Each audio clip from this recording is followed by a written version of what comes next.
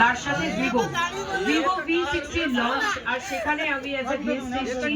খুব ভালো লাগছে আপনাদের আন্তরিকতা, আপনাদের ভালোবাসা জন্যই আজকে এখানে এসেছি। অ্যান্ড থ্যাঙ্কস টু ভিভো আমাকে এই অপরচুনিটিটা দেওয়ার জন্য। আর দারুণ, মানে আমি ফোনটা পাগল হয়ে গেছি দেখি, ক্রেজি।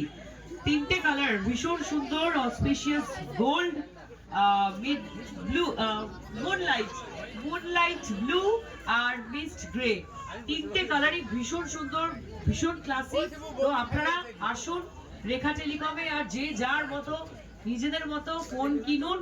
অনেকগুলো ফিচার্স আছে আপনাদের টেলিকম, যে রেখা টেলিকমের যিনি ওনার আছে তিনি বুঝিয়ে দেবেন।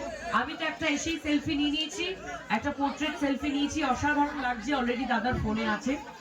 তো আপনারাও আসুন আর পারচেস করুন। Thank you so much. আর অবশ্যই আরেকটা কথা, দাদা যেটা বললেন, যখন এখানে এসছি, আর মেদিনীপুর হচ্ছে বাংলা ছবির প্রাণ, আমি জানি। আমি মেদিনীপুরে প্রচুর বার এসেছি, আপনারা অনেকেই জানেন আমি শো করতে আসি এখানে, আমি গোপাদা, দেব, আরো অনেকে। তো মেদিনীপুরের সাথে একটা আলাদা প্রাণের টান আছে।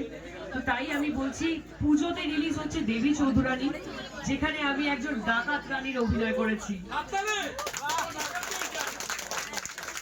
আর মানে খুব একটা বিশাল জার্নি ছিল, সেইটা দেখার জন্য অবশ্যই রিলিজ হচ্ছে পুজোর সময়। আপনারা দেখবেন, সবসময় আমার পাশে ছিলেন, পাশে থাকবেন। Thank you so much. বলছি